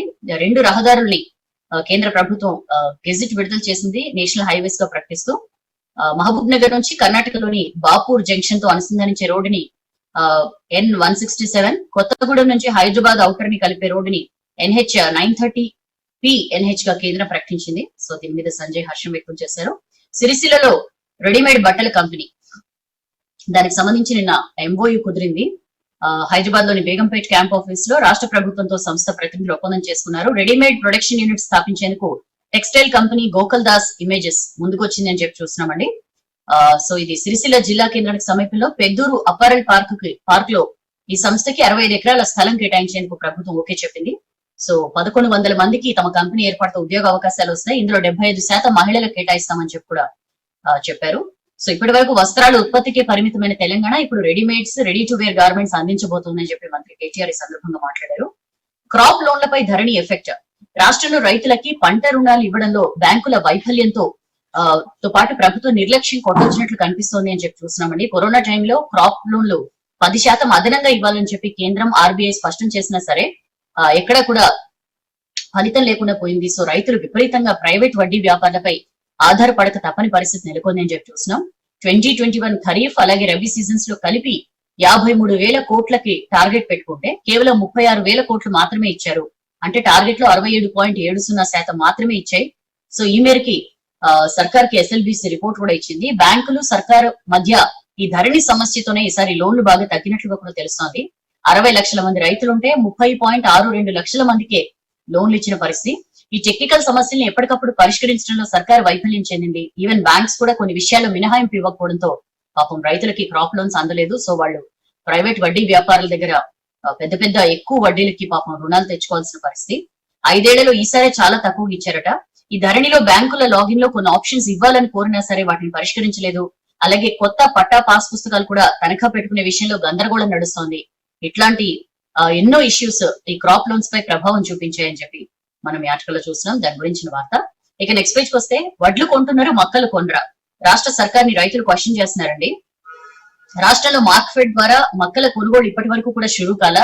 ఓవైపేమో ధాన్యం కొనుగోలు కేంద్రాలు ఏర్పాటు చేస్తున్నారు, మొక్కలకి మాత్రం గ్రీన్ సిగ్నల్ ఇవ్వకపోవడంతో రైతులు క్వశ్చన్ చేస్తున్నారు. కేవలం నాగార్జున సాగర్ బై ఎలక్షన్స్ ఉన్నాయి కాబట్టి అక్కడ ఎక్కువ ధాన్యం పండిస్తారు కాబట్టి దానికోసమే ధాన్యం కొనుగోలు చేస్తున్నారు. అదే అక్కడ మొక్కలు గనక పండించుంటే ఖచ్చితంగా మొక్కల కొనుగోలు కూడా జరిపేది ప్రభుత్వం అని చెప్పి కూడా రైతు సంఘ నాయకులు ఎద్దేవా చేస్తున్న పరిస్థితి. అయితే యాసంగి మొక్కలు పెద్ద ఎత్తున మార్కెట్ కు వస్తున్నాయి. బట్ మార్క్ఫెడ్ కు కొనుగోలుపై సర్కార్ నుంచి మాత్రం అనుమతి రాని పరిస్థితి. సో మార్క్ఫెడ్ కొనుగోలుపై డైలమా కంటిన్యూ అవుతోంది. అయితే సర్కార్ నుంచి గ్రీన్ సిగ్నల్ రాకపోవడంతోనే మొక్కలు కొంటలేమని చెప్పి మార్క్ఫెడ్ వర్గాలు చెప్తున్నాయి. ఇంకా మార్కెట్లలో నిలువు దోపిడీ అండి. మరి అయిన కాడికి అమ్ముకోవాలి కాబట్టి పాపం రైతులు మార్కెట్ వ్యాపారులకే మొక్కలు అమ్ముకుంటున్న పరిస్థితి. మద్దతు ధరలు లేక ఈ ప్రైవేట్ దళారుల చేతిలో రైతులు నిలువు దోపిడీకి గురవుతున్నారు. మద్దతు ధర క్వింటాకి 1850 ఉంటే మార్కెట్లలో వారం రోజులు పడిగాపు కాసిన సగం ధర కూడా రాని దారుణమైన పరిస్థితి. పెట్టుబడికి చేసిన అప్పులు తీర్చేందుకు చాలా అగ్గువకే అమ్ముకోవాల్సి వస్తోందని చెప్పి రైతులు వాపోతున్న పరిస్థితి. ఎకరానికి 20,000 రూపాయల వరకు నష్టం చూస్తున్నారండి. 13 లక్షల టన్నుల దిగుబడి వచ్చింది ఈసారి. నెల రోజులుగా పంట చేతికి వచ్చి నోళ్లు ఎవరైతే పంట చేతికి వచ్చిందో వాళ్ళందరూ కూడా నెల రోజులుగా అమ్ముకుంటున్నారు. బట్ ఇంకా చేన్లు కోయిన రైతులు అమ్ముడుకున్నాడు ఎట్లా అని చెప్పి కూడా ఆందోళనలో ఉన్నారు. అమ్మిన 15 రోజులకి ఇస్తుండ్రంట పైసలు. మహిళా రైతు గూడూరుకు చెందిన రమ చెప్తున్నారు. క్వింటాల్ 1510కే కళ్లం వద్దే కాంటా పెట్టి ప్రైవేట్ వ్యాపారికి అమ్మిన 340 వరకు నష్టపోయినాం క్వింటాల్ కి అని చెప్పి ఆమె చెప్తున్న పరిస్థితి. సర్కార్ కొనకపోతే నష్టపోతామని మహబూబాబాద్ జిల్లా రైతు వెంకన్న అంటున్నారు. 3 ఎకరాల్లో మొక్కలు వేసినాం, పంట కోతకొచ్చింది, కోద్దామంటే సర్కార్ ఇంకా సెంటర్లు పెట్టలే. మార్కెట్ లో ఏమో చాలా తక్కువ అడుగుతున్నారు. సర్కార్ కొంటే గిట్టుబాటు అవుతుంది, లేకపోతే దారుణంగా నష్టపోతామని చెప్పి దాని గురించిన వార్త. లెర్నింగ్ లైసెన్స్ ఇంట్లో నుంచే సో త్వరలో అందుబాటులోకి సేవలు రాబోతున్నాయండి. లెర్నింగ్ లైసెన్స్ కి సంబంధించి మొత్తం ప్రాసెస్ అంతా కూడా ఇంటి నుంచే తీసుకునే ఆప్షన్ రాబోతోంది. అప్లికేషన్ నుంచి ఎల్ఎల్ఆర్ ప్రింటింగ్ వరకు కూడా ఇంట్లోనే పొందొచ్చు. దీనికి సంబంధించి కొత్త నిబంధనలు తొందరలో అందుబాటులోకి రాబోతున్నాయి. ఈ ఆన్లైన్ లో అప్లై చేసుకున్న 7 రోజుల్లోపు ట్యూటోరియల్ కంప్లీట్ చేయాలి. ఈ ట్యూటోరియల్ లో మొత్తం డ్రైవింగ్ సిగ్నల్స్ కానీ, ట్రాఫిక్ సింబల్స్, రోడ్ రూల్స్, ఎవరైనా ఏదైనా ప్రమాదం జరిగితే ఎట్లా బిహేవ్ చేయాలి, ఇట్లా రకరకాల విషయాలన్నీ ఉంటాయి. రైల్వే క్రాసింగ్ దాటేటప్పుడు తీసుకోవాల్సిన జాగ్రత్తలు, ఇట్లాంటి ఎన్నో ఇష్యూస్ ఉంటాయి. ఆ తర్వాత ఎల్ఎల్ఆర్ టెస్ట్ కూడా ఆన్లైన్ లో నిర్వహిస్తారు. ఇందులో ఒక 60% కరెక్ట్ గా ఆన్సర్ చేస్తే వెంటనే ఎల్ఎల్ఆర్ ఇస్తారు. లైసెన్స్ రెన్యువల్ ప్రాసెస్ కూడా అంతా ఆన్లైన్ లోనే జరగబోతోంది. 6 నెలల దాకా టిఆర్ టెంపరరీ రిజిస్ట్రేషన్ కూడా పలు మార్పులు చేయబోతున్నారు. ప్రస్తుతం నెల వరకు మాత్రమే దీనికి గడువు ఉంది. కొత్త రూల్స్ వస్తే ఈ టైం పీరియడ్ 6 నెలలకు పెరుగుతుంది అని చెప్పి చూస్తున్నాం. దాని గురించిన వార్త. డిఏపిని పాత రేటుకే అమ్మాలి, నాన్ యూరియా ఎరువుల ధరలు పెంచొద్దు అని చెప్పి ఫర్టిలైజర్ కంపెనీలకి కేంద్రం ఆదేశించిందండి. డిఏపి గాని ఇతర నాన్ యూరియా ఎరువుల రేట్లు పెంచొద్దు అని చెప్పి ఫర్టిలైజర్ కంపెనీలకి చెప్పింది. వీటిని ఇదివరకున్న ఎంఆర్పి ధరలకి అమ్మాలి అని చెప్పి కూడా ఆదేశించింది. దాని గురించిన వార్త. సైనిక్ స్కూల్స్ అడ్మిషన్ల గడువు పెంచారు. దాని గురించిన వార్త. అసిస్టెంట్ టైపిస్ట్ పోస్టులకు ఈడబ్ల్యూఎస్ రిజర్వేషన్లు. దాని గురించిన వార్త. ఫ్రంట్ లైన్ వర్కర్స్ అందరికీ వ్యాక్సిన్ వేయాలని చెప్పి సందీప్ కుమార్ సుల్తాని అన్నారు. అన్ని జిల్లాల జెడ్పీ సిఇఓలు, డిపిఓలు, డిఆర్డిఓలను పంచాయతీరాజ్ గ్రామీణాభివృద్ధి శాఖ ప్రిన్సిపల్ సెక్రటరీ ఆదేశించారు. పంచాయతీరాజ్ శాఖలో ఫ్రంట్ లైన్ వర్కర్స్ అందరికీ కూడా కరోనా వ్యాక్సిన్ అందేలా చూడాలి అని చెప్పి నిన్న వీడియో కాన్ఫరెన్స్ లో జరిగింది ఈ డిసిషన్. సో మొత్తం 4 రోజుల్లో, వచ్చే 4 రోజుల్లో వీళ్ళందరికీ కూడా వ్యాక్సినేషన్ జరపాలి అని చెప్పి అన్నారు. కరోనా వ్యాక్సిన్ బదులు రేబిస్ వ్యాక్సిన్ ఇచ్చారండి యూపీలో. ఒకే చోట కరోనా వ్యాక్సినేషన్ అలాగే యాంటీ రేబిస్ వ్యాక్సినేషన్ జరుగుతోంది. ఒక 2 మహిళలు తెలియక ఆ లైన్ లో నిలబడ్డారు. వాళ్ళకి యాంటీ రేబిస్ వ్యాక్సిన్ ఇచ్చేశారు. ఒక మహిళ తీవ్ర అస్వస్థత గురవడంతో విషయం వెలుగులోకి వచ్చింది. దాని గురించి వార్త. మాస్క్ రూల్ స్ట్రిక్ట్ చేయండి అని చెప్పి పోలీసులకు డీజీపీ మహేందర్ రెడ్డి ఆదేశించారు. రూల్స్ పాటించని వారిపై కేసులు పెట్టాలని చెప్పి కూడా అన్నారు. కరోనాని 100% కంట్రోల్ చేసేందుకు గ్రామ స్థాయి నుంచి అవగాహన కార్యక్రమాలు చేపట్టాలని చెప్పి కూడా అన్నారు. ప్రతి చోట కూడా ఏ షాప్ లో అయినా సరే నో మాస్క్ నో ఎంట్రీ అనేది ఖచ్చితంగా అమలు చేయాలి అని చెప్పి కూడా ఆయన చెప్పారు. కరోనా రూల్స్ పై మరింత అవగాహన కల్పించాలి వ్యాపారులకు అని చెప్పి కూడా సూచించారు. ప్రజల్లో కూడా గ్రామ స్థాయిలో యువజన సంఘాలు కానీ, స్వచ్ఛంద సంస్థలు కానీ, స్వయం సహాయక సంఘాలు అందరూ కూడా అందరితో కలిసి పోలీసులు అవగాహన కల్పించాలి గ్రామాల్లో. కళా బృందాలతో కరోనా కట్టడిపై ప్రోగ్రామ్స్ పెట్టాలి అని చెప్పన్నారు. ప్రతి పోలీస్ కూడా ఖచ్చితంగా వ్యాక్సిన్ వేసుకోవాలి అని చెప్పి కూడా సూచించారు. మా వ్యాక్సిన్ ట్రయల్స్ కి అనుమతి ఇవ్వండి అని చెప్పి DCGIని జాన్సన్ అండ్ జాన్సన్ కోరిందండి. మనకు తెలుసు జాన్సన్ అండ్ జాన్సన్ కరోనా టీకా తయారు చేస్తోంది. అది ఓన్లీ 1 డోసే. ఇప్పుడు అన్ని వ్యాక్సిన్స్ 2 డోసులు ఉన్నాయి. బట్ జాన్సన్ అండ్ జాన్సన్ మాత్రం సింగిల్ డోస్ వ్యాక్సిన్. సో దానికి ట్రయల్స్ కి అనుమతి ఇవ్వండి అని చెప్పి drug control general of India విజ్ఞప్తి చేసింది. అమెరికా కంపెనీతో చర్చలు జరుగుతున్నాయని చెప్పి DCGI వర్గాలు కూడా చెప్పాయి. అయితే ఇంకా అప్లై చేసుకోలేదు అని చెప్పి DCGI వర్గాలు చెప్తున్న పరిస్థితి. దీనికోసం ఇండియన్ గవర్నమెంట్ తో జాన్సన్ అండ్ జాన్సన్ కంపెనీ చర్చలు జరుపుతోందని చెప్పి రాయిటర్స్ కూడా చెప్పింది. దీన్ని మన దగ్గర బయోలాజికల్ ఒప్పందం చేసుకుంది జాన్సన్ అండ్ జాన్సన్ తో. సో దీనికి యాక్చువల్లీ మన దేశంలో పర్మిషన్ కావాలంటే ట్రయల్స్ ఇక్కడే జరగాలి. సో దానికోసం అప్లై చేసుకున్నట్లుగా వార్త. అండ్ తెలంగాణ బిడ్డనే ఫస్ట్ పేజ్ కంటిన్యూషన్. సో ఉద్యమ గుమ్మం ఖమ్మం నుంచే రాజకీయంగా తాను అడుగు పెడుతున్నట్లు కూడా షర్మిల చెప్పారు. తెలంగాణ తెచ్చుకున్నది ఇందుకోసమైనా ప్రతి ఇంట ఉద్యోగం అని చెప్పి అన్నారు. ఇప్పుడు ప్రతి ఇంట్లో కూడా నిరుద్యోగులు ఆత్మహత్యలకు పాల్పడుతున్నారు. దీనికోసమైనా తెలంగాణ తెచ్చుకున్నది అని చెప్పి ఆమె క్వశ్చన్ చేశారు. రైతు ఆత్మహత్యల్లో దేశంలోనే 2nd ప్లేస్ లో ఉంది తెలంగాణ. రైతుల పేర్ల మీద వేలు లక్షల కోట్ల అప్పులు తెచ్చుకుంటూ పాలకులు జేబులు నింపుకుంటున్నారని చెప్పి కూడా ఆమె అన్నారు. అందుకనే ప్రజల తరపున పాలకుల్ని ప్రశ్నించేందుకే నేను వస్తున్నాను రాజకీయాల్లోకి అని చెప్పి కూడా ఆమె అన్నారు. వైఎస్ఆర్ జయంతి రోజున జూలై 8న పార్టీకి సంబంధించి అన్ని ప్రకటిస్తానని చెప్పి కూడా అన్నారు. రాజన్న సంక్షేమ పాలన, ఉద్యమ ఆకాంక్ష, ఆత్మగౌరవం కోసమే పార్టీ పెడుతున్నట్లు కూడా అన్నారు. మేము టీఆర్ఎస్ చెప్తే రాలేదు, బీజేపీ అడిగిందని రాలేదు, కాంగ్రెస్ పంపితే రాలేదు. తెలంగాణ ప్రజల ప్రయోజనం కోసం పోరాడతాం, పనిచేస్తామని చెప్పి కూడా అన్నారు. అండ్ వెంటనే ఉద్యోగ నోటిఫికేషన్లు ఇవ్వకపోతే ఈ నెల 15 నుంచి 3 రోజుల పాటు దీక్ష కూర్చుంటా అని చెప్పి కూడా అన్నారు. ఉద్యోగ నోటిఫికేషన్ల కోసం 30 మంది స్టూడెంట్లు ఆత్మహత్య చేసుకుంటే రాష్ట్ర ప్రభుత్వానికి కనీసం చీమ కుట్టినట్లయినా లేదా అని చెప్పి క్వశ్చన్ చేశారు. ఈ నెల 15 నుంచి 3 రోజుల పాటు హైదరాబాద్ లో తాను దీక్ష కూర్చుంటాను. అప్పటికీ సర్కార్ స్పందించకపోతే జిల్లాల్లో నిరాహార దీక్షలు కొనసాగుతాయి. 191,000 జాబ్స్ నోటిఫికేషన్ వచ్చేదాకా వెనక్కి తగ్గేదే లేదని చెప్పి షర్మిల అన్నారు.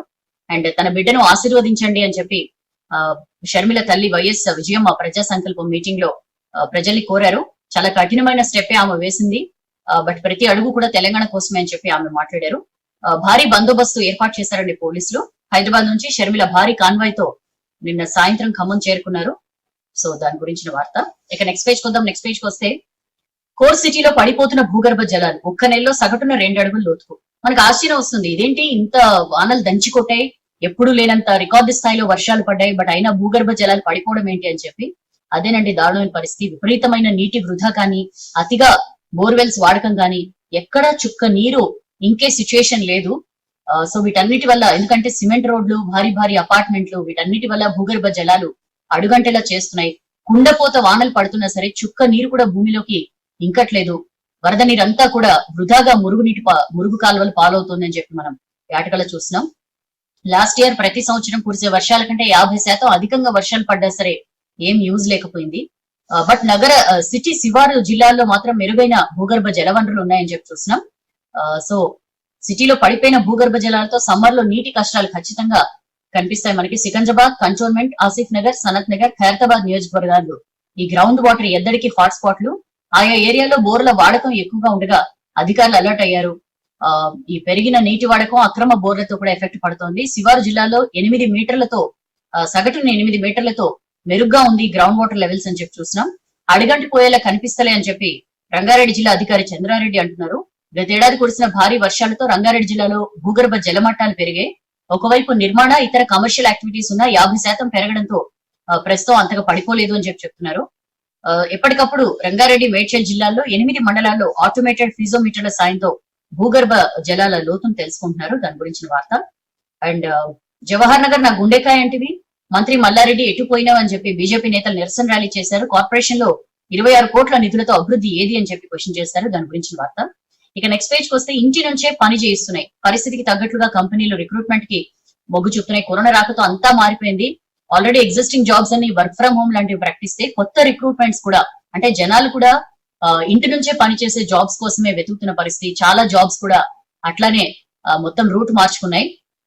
కన్సల్టెన్సీలకు 100లో ఎంక్వైరీ కాల్స్ వస్తున్నాయి. ఇంటి నుంచి పనిచేసే జాబ్స్ ఏమైనా ఉంటే, అంటే ఈ కంటెంట్ రైటర్స్ కానీ, లేకపోతే ఈ ఇంకా రకరకాల మార్కెటింగ్ మేనేజర్స్ కానీ, డిజిటల్ మీడియా మార్కెటింగ్ మేనేజర్స్ కానీ, అలాగే అకౌంట్స్ ఎగ్జిక్యూటివ్ కానీ, text book solution expert, teaching, home గురు, ఎక్కువ ఆన్లైన్ ట్యూషన్స్ అవి కూడా పెరుగుతున్నాయి కాబట్టి సో పరిస్థితులకు అనుగుణంగా ఈ ప్రొఫెషన్స్ కి డిమాండ్ పెరిగింది అని చెప్పి చూస్తున్నాం. ఎక్కువగా జనాలు కూడా జాబ్ కావాల్సిన వాళ్ళు, చదువుకున్న వాళ్ళందరూ కూడా దానికి అప్లై చేసుకుంటున్నారు. జాబ్ సైట్స్ లో వెతికేవి కూడా ఎక్కువగా అవే ఉంటున్నాయి. చాలా ఎంక్వైరీలు వస్తున్నాయని చెప్పి జాబ్ కన్సల్టెన్సీ హెడ్ ప్రీతి చెప్తున్నారు. అలాగే ఐటీ ఎంప్లాయీ భార్గవ్ చెప్తున్నారు, ఇంటి నుంచే వర్క్ చేస్తున్నా అని చెప్పి. సాఫ్ట్వేర్ జాబ్ కొట్టాలని సెర్చ్ చేసే టైంలో కరోనా స్టార్ట్ అయింది, ఏం చేయాలో అర్థం కాల. నౌకరీ, ఇండీడ్ వంటి కొన్ని సైట్స్ లో ప్రొఫైల్ అప్లోడ్ చేస్తే Bengaluru based software developer job ఉందని చెప్పి చూసా. ఫ్రెషర్ కి ఛాన్స్ ఉందని చెప్పి అప్లై చేశా. 4 రౌండ్ ఇంటర్వ్యూ చేశారు, ఫైనల్ గా సెలెక్ట్ అయ్యాను. సొంత ల్యాప్టాప్ ఉంది కాబట్టి మరింత ఈజీ అయింది, ప్రస్తుతం ఇంటి నుంచే వర్క్ చేస్తున్నా అని చెప్పి కూడా చెప్తున్నారు. దాని గురించిన వార్త. కార్లు కిరాయికి తీసుకుని పరార్. గతంలో షేరింగ్ రూమ్స్ లో ఉంటూ ఇతరుల క్యాష్, ఐడి ప్రూఫ్స్ దొంగతనం చేశాడు. 7 రాష్ట్రాల్లో మోస్ట్ వాంటెడ్ గా ఉన్న నిందితుడిని అరెస్ట్ చేశారండి. 70 లక్షల విలువైన 6 వెహికల్స్, బైక్ ని అతని నుంచి స్వాధీనం చేసుకున్నారు. దాని గురించిన వార్త. ఇక నెక్స్ట్ పేజ్ వస్తే సాయిల్ టెస్ట్లకు కెమికల్ షార్టేజ్, కోతలు పూర్తవుతున్నా ఇంకా సప్లై చేయని సర్కార్. సో ఇప్పటికీ కూడా ఉమ్మడి జిల్లా కేంద్రాల్లోనే భూసార పరీక్షలు, మండలాల్లో మినీ కిట్లు కూడా మూలన పడ్డాయి. సాగు భూముల్లో మోతాదుకు మించి ఎరువుల వాడకం జరుగుతుంది. రైతులకు అవగాహన కల్పించడంలో ప్రభుత్వం విఫలమైంది అని చెప్పి ఆర్టికల్ చూడొచ్చు. అండ్ నెక్స్ట్ పేజ్ కి వస్తే మునుగుతున్న మామిడి రైతు. ఇక్కడేమో మార్కెట్లు లేవు, పక్క రాష్ట్రాలకు వెళ్తే గిట్టుబాటు కాదు. అన్ని చోట్ల కూడా ఏజెంట్లు, ట్రేడర్ల దోపిడీ జరుగుతోందని చెప్పి చూస్తున్నాం. సీజన్ మొదట్లో టన్నుకి 80,000 పలికింది, ఇప్పుడు 30,000కు మించి ఇస్తలేరు. 9 లక్షల టన్నులు దిగుబడి వస్తుందని చెప్పి రాష్ట్రంలో అంచనా ఉంది. ఈసారి కూడా కరోనా ఎఫెక్ట్ తప్పట్లేదు అని చెప్పి ఈ ఆర్టికల్ చూస్తున్నాం. జానా కోసమే రెండోసారి సాగర్ కు కేసీఆర్ వెళ్ళబోతున్నారండి. సీనియర్ నేత కావడంతో ఎవరు విమర్శించినా సరే జానారెడ్డికే ప్లస్ అవుతోంది. అందుకనే కేటీఆర్ రోడ్ షో కూడా క్యాన్సిల్ చేసిండ్రట. జానారెడ్డి స్వయంగా సవాల్ విసిరారు కాబట్టి కేసీఆర్ రంగంలోకి దిగబోతున్నారు. ఇదివరకు ఎప్పుడూ లేనట్లుగా సాగర్ లో రెండోసారి ఇప్పుడు ప్రచారానికి రాబోతున్నారని చెప్పి చూస్తున్నాం. కాంగ్రెస్ ఏనాడు అభివృద్ధిని పట్టించుకోలే అని చెప్పి మంత్రి జగదీష్ రెడ్డి అన్నారు. దాని గురించిన వార్త. అండ్ నెక్స్ట్ పేజ్ కి వస్తే నిరుద్యోగుల గోస వినిపిస్తలేదా అని చెప్పి లోక్సత్తా తెలంగాణ పార్టీ రాష్ట్ర అధ్యక్షులు మన్నారం నాగరాజు రాసిన ఆర్టికల్ మనం చూడొచ్చు. మా ఉద్యోగాలు మాకు కావాలి అని చెప్పి తెలంగాణ ఉద్యమం సమయంలో రాష్ట్ర యువత కానీ, నిరుద్యోగులు కానీ, స్టూడెంట్లు కానీ డిమాండ్ చేసిన పరిస్థితి. ఇప్పుడు రాష్ట్రం వచ్చినా సరే వాళ్ళ గోస వినిపిస్తలేదా పాలకులకు అని చెప్పి ఆయన ప్రశ్నిస్తూ ఆర్టికల్ రాశారు. అండ్ అదే పేజ్ లో కరీంనగర్ కి చెందిన లెక్చరర్ సామల కిరణ్ రాసిన ఆర్టికల్ మనం చూడొచ్చు. ఇవాళ ఏప్రిల్ 11న జ్యోతిబా పూలే జయంతి సందర్భంగా రాశారు. సమాజ నిర్మాణం కోసం తొలి పోరాట యోధుడు అని చెప్పి దాని గురించిన వార్త. అండ్ 3,500 ఏండ్ల నాటి బంగారు పట్నం దొరికింది. దాని గురించిన స్పెషల్ ఆర్టికల్ కూడా ఉంది, మీరు డిజిటల్ వర్షన్ లో చూడొచ్చు. ఇక నెక్స్ట్ పేజ్ కి వస్తే శక్తివంతమైన కోల్కతాతోనే తూర్పు ప్రాంతం అభివృద్ధి అని చెప్పి ప్రధాని మోడీ ఒడిషా ఇతిహాస్ పుస్తకం విడుదల సందర్భంగా చేసిన కామెంట్స్ అండి. ఈస్టర్న్ స్టేట్స్ అభివృద్ధికి ప్రత్యేక రోడ్ మ్యాప్ మాట్లాడారు. దాని గురించి కరోనా రూల్స్ ఉల్లంఘించినందుకు నార్వే ప్రధానికి ఫైన్ వేశారండి. ఎంత తెలుసా? 1.75 లక్షల జరిమానా. అంటే ఆమె ఫిజికల్ డిస్టెన్సింగ్ పాటించలేదని చెప్పి అధికారులు ఇంత ఫైన్ వేశారు స్వయంగా ప్రధానికి. రూల్స్ అట్లా ఉంటాయి వేరే దేశాల్లో, వేరేజ్ మన దేశంలో అసలు పెద్దగా రూల్స్ అనేవి మనం పట్టించుకోము. అండ్ 8 రాష్ట్రాల్లో కరోనా కర్ఫ్యూ, కేసులు భారీగా పెరుగుతుండటంతో 8 రాష్ట్రాల్లో రకరకాలుగా ఆంక్షలు విధించారు. దేశంలో ఒక్కరోజే 131,000 కేసులు నమోదైన పరిస్థితి. వైరస్ బారిన పడి 780 మంది చనిపోయారు కూడా. సో విపరీతంగా కేసులు పెరుగుతున్నాయి. మహారాష్ట్ర అయితే లాక్డౌన్ దిశగా వెళ్తోంది అని చెప్పి అక్కడ హెల్త్ మినిస్టర్ రాజేష్ తోపే అన్నారు. కానీ అట్లాంటి పరిస్థితి రాకూడదని కోరుకుంటున్నాను. జనాలు కూడా జాగ్రత్తగా ఉండాలి. అన్ని హాస్పిటల్స్ బెడ్లు నిండిపోయి అక్కడెక్కడ కూడా హెల్త్ సిబ్బంది సరిపోనంతగా లేకపోతే మనం ఈ చైన్ ని ఆపాలంటే లాక్డౌన్ తప్ప వేరే పరిష్కారం ఉండదు మన దగ్గర. దయచేసి ఆ పరిస్థితి రానివద్దు అని చెప్పి ఆయన మళ్ళీ ప్రజలకు విజ్ఞప్తి చేశారు. వ్యాక్సిన్ల కొరత ఉంటే వ్యాక్సిన్ ఉత్సవం ఏంటి అని చెప్పి ప్రధాని మోడీపై రాహుల్ ఫైర్ అయ్యారు. టీకా ఎగుమతులు ఆపండి అని చెప్పి లెటర్ రాశారు. బెంగాల్లో ఇవాళ 4వ విడత పోలింగ్ జరగబోతోంది. అండ్ స్టూడెంట్స్ లో క్రియేటివిటీకి పెద్దపీట వేయాలని చెప్పి జమ్మూ ఐఐఎం స్నాతకోత్సవంలో ఉపరాష్ట్రపతి వెంకయ్యనాయుడు మాట్లాడారు. దాని గురించిన వార్త. యుఎస్ లో అనుమానాస్పద స్థితిలో ఇండియన్ దంపతులు చనిపోయారండి. దాని గురించిన వార్త. బ్రిటన్ రాజు ఫిలిప్ చనిపోయారు. దాని గురించిన వార్త. నిరసనల పేరుతో రోడ్లను ఎక్కువ కాలం బ్లాక్ చేయొద్దు అని చెప్పి సుప్రీం చెప్పింది. ఢిల్లీ బోర్డర్ లో రోడ్లు బ్లాక్ ఖచ్చితంగా పాలన వైఫల్యమే అని చెప్పి కామెంట్ చేసింది. ఢిల్లీ, యూపీ, హర్యానా ప్రభుత్వాలకి సుప్రీం నోటీసులు కూడా ఇచ్చింది. కశ్మీర్ లో ఎన్కౌంటర్లు జరిగి 7 టెర్రరిస్టులు హతమయ్యారు. దాని గురించిన వార్త. ఇక నెక్స్ట్ మనం బిజినెస్ పేజ్ కొద్దాం. బిజినెస్ పేజ్ లో పాత కార్ల రేట్లు పెరిగినాయి, సప్లై తగ్గడమే కారణం. సో కరోనాతో సొంత కార్ అంటే బాగా ఇష్టం పెరిగింది జనాలకి. డిమాండ్ 133% పెరిగితే సప్లై మాత్రం 120% అని చెప్పి OLX auto CEO Amit Kumar చెప్తున్నారు. సో సప్లై తగ్గడం వల్ల పాత కార్ల రేట్లు కూడా బాగా పెరుగుతున్నాయని చెప్పి మనం ఈ ఆర్టికల్లో చూడొచ్చు. ట్యాక్స్ వసూళ్లు ఫుల్ పెరిగాయండి. ఇన్కమ్ ట్యాక్స్ 4.71 లక్షల కోట్లు, కార్పొరేట్ ట్యాక్స్ 4.57 లక్షల కోట్లు, సెక్యూరిటీస్ ట్యాక్స్ 16,927 కోట్లు. టార్గెట్స్ ని మించి ఈసారి ట్యాక్స్ వసూళ్లు జరిగిన పరిస్థితి. వ్యాలెట్ నుంచి డబ్బు తీయొచ్చు, ఇందులో డబ్బుని బ్యాంక్ అకౌంట్ కి పంపొచ్చు. ఏటీఎం ద్వారా వ్యాలెట్ డబ్బులు తీసుకోవచ్చు అని చెప్పి ఇందుకు ప్రత్యేక కార్డులు ఇవ్వబోతున్న పీపీఐలు అని చెప్పి మనం ఈ ఆర్టికల్ లో చూసినాం. దానికి సంబంధించిన వార్త. చిన్న ఇండస్ట్రీ డెవలప్మెంట్ కోసం ప్రత్యేక పాలసీ. ఐటీ పరిశ్రమల శాఖ ప్రధాన కార్యదర్శి జయేష్ రంజన్ అన్నారు. ఈ కరోనా అండ్ లాక్డౌన్ వల్ల ఏవైతే ఎంఎస్ఎంఈలు దెబ్బతిన్నాయో వాటి అభివృద్ధి కోసం తెలంగాణ ప్రభుత్వం తొందరలోనే ఒక ప్రత్యేక విధానాన్ని ప్రకటిస్తుంది అని చెప్పారు అన్నారు. దాని గురించిన వార్త. ఇవి వాటి వెలుగు పేపర్ లో వచ్చిన వార్తలు, విశేషాలు. నచ్చితే లైక్ చేయండి, బాగా నచ్చితే షేర్ చేయండి. మార్నింగ్ 8 కల్లా వచ్చేస్తాను వెలుగు పేపర్ ని వినిపించడానికి. Take care, have nice day. రేపు కలుద్దాం. This is Soujanya signing of.